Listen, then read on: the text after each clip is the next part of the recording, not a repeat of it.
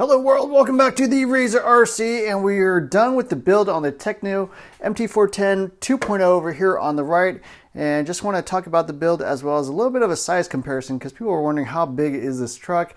It is quite a bit smaller than the MT410 1.0, and as you can see I've got a rival MT10 over here on the left. This is by Team Associate, kind of your standard 10 scale monster truck size. And as you can see, it is about an inch longer in wheelbase and about an inch wider in width. So I think this is like 12 7/8 or 12 3/4 width. This is more like 13 3/4 in width. These are different tires, of course, but I think they're both similar offset, so that's not adding too much. These are like standard Traxxas Stampede 4x4 wheels and tire offsets.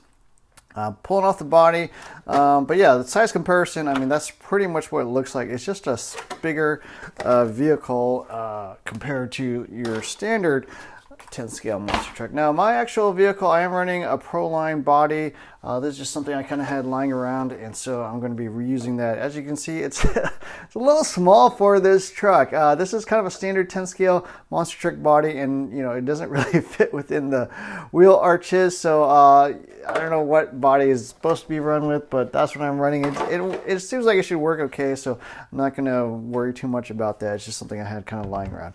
Now I did want to talk about a few things. I am running a Hobbywing 36x65 can motor. That's a 2400 kV. And as you can see with this Hobbywing Max 10 ESC, I am mounting it, you know, lengthwise, but there's not much clearance there. There's maybe like another, I don't know, 4 or 5 millimeters or so in extra space. So yeah. You could probably cut down that ESC tray and turn the ESC and get, you know, maybe a 36x70, but out of the box without modification, I'd say like 36x68 might be the longest you can go. This is a censored Hobbywing. We're going to try this out. It is 4S capable, so this truck is 4S capable out of the box, but it does have 12 millimeter wheel hexes. So if you're going to run 4S, I do recommend picking up the 17 millimeter hexes. I think that's something you'll want to do. I've never ran a 12 millimeter hex on a 4S car, so I'm not sure this is going to hold up. I might just try 3S for the first part.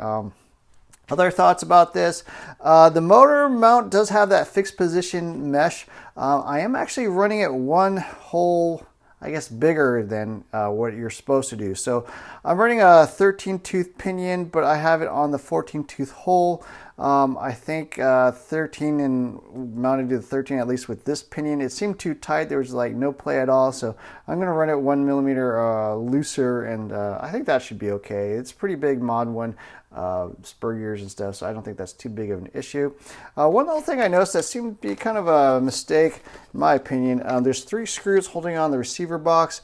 They're all 3x6 screws, but I think you need more like a 3x8 for this screw here, so I swapped it out because the 3x6 really wasn't long enough. The plastic's a little bit thicker there.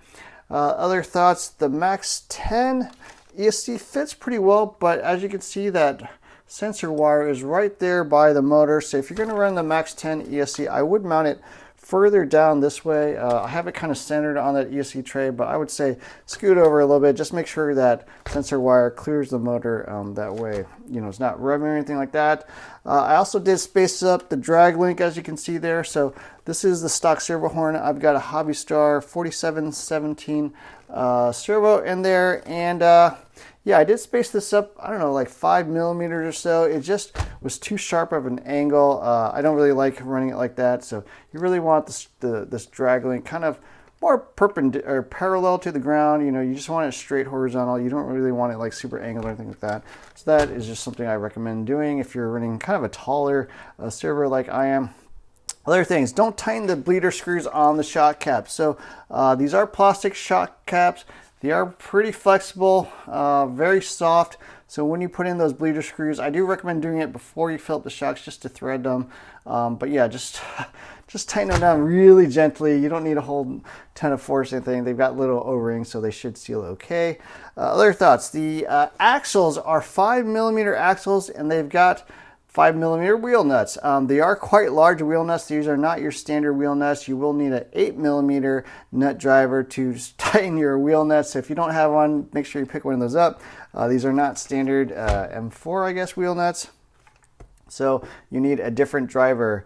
I am running different diff fluids. Out of the box it says to run 100K center, 100K front, and 50K in the rear. I'm actually running what I ran on the MT410 1.0, which is 40K front, 100K in the middle, and 20K in the rear.